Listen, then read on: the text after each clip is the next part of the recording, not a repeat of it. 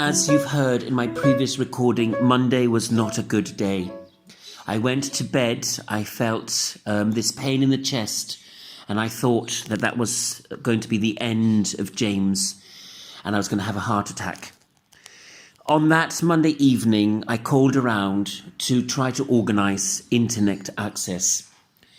Living in the south of Spain, living in a country which was living this extraordinary situation of quarantine and lockdown, I thought there was no way I was going to be able to organise any internet access, and therefore I was going to have to admit defeat and tell my school that I wasn't going to be able to offer online courses or create these materials that had to be uploaded on the platform.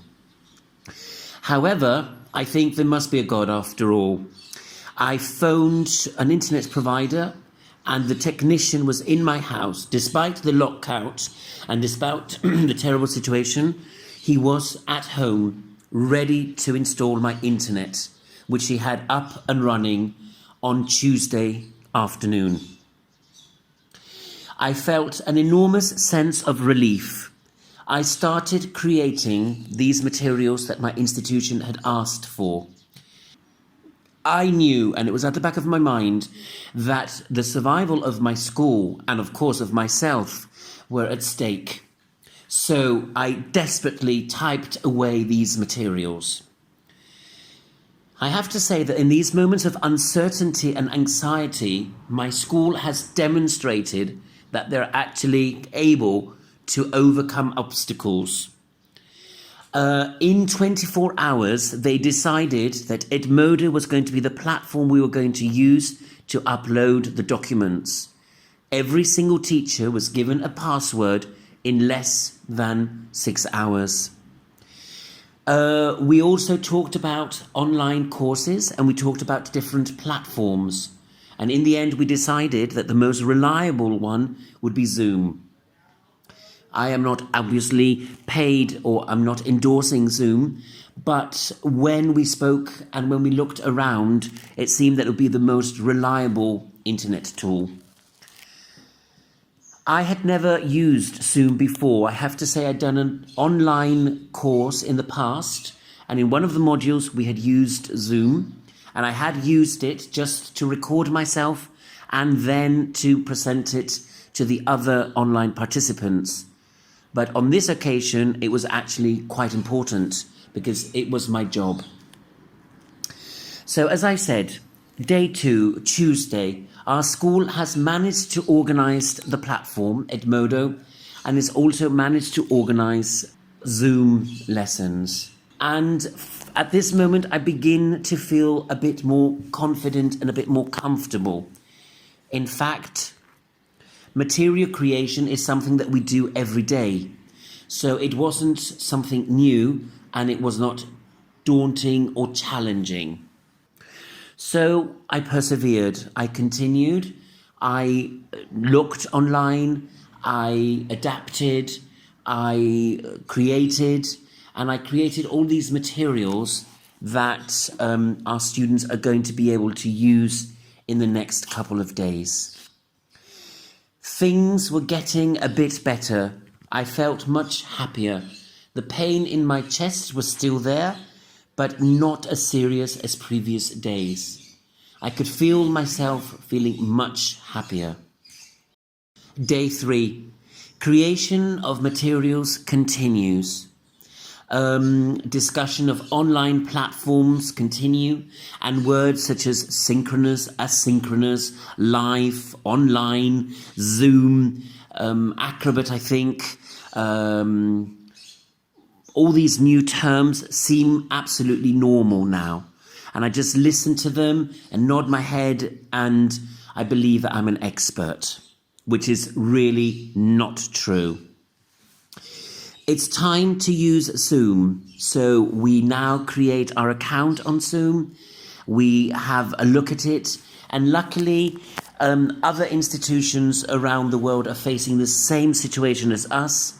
So many online webinars are offered on how to teach online, how to use Zoom, how to be much more effective when teaching students online. So these next couple of days, it's going to be all about reading, watching, researching, and actually playing around and experimenting with the different online tools. When I speak to other teachers, I realize that they are equally flustered, that they also feel overworked, that they have this sensation of dread. But we all realize that it all is absolutely vital if we want to conserve our jobs and if we want to provide students with quality service. So we continue. We continue working. We don't look at our watches. We ignore our clocks. We are not allowed to leave our flats. We can only go out to a supermarket. It sounds surreal. It sounds as if it were something out of a Hollywood film. But trust me, I'm sure you've all lived it. Stuck at home. Luckily now I had an internet connection, so I was able to contact my family, contact my loved ones, and also contact my peers to ensure that everyone was okay. Coronavirus had been forgotten. The fear of this horrendous reality had been completely forgotten. And the priority was simply making sure that you were familiar with Zoom, with online teaching, and that your students would be able to enjoy their lessons. So this was Wednesday and also Thursday, reading, researching, investigating. And also, thank goodness, thanks to WhatsApp and thanks to other online tools, you speak to other teachers, not only here in Spain, but in other countries, and you realize that everybody is going through exactly the same situation. Everybody is scrambling online courses as soon as possible.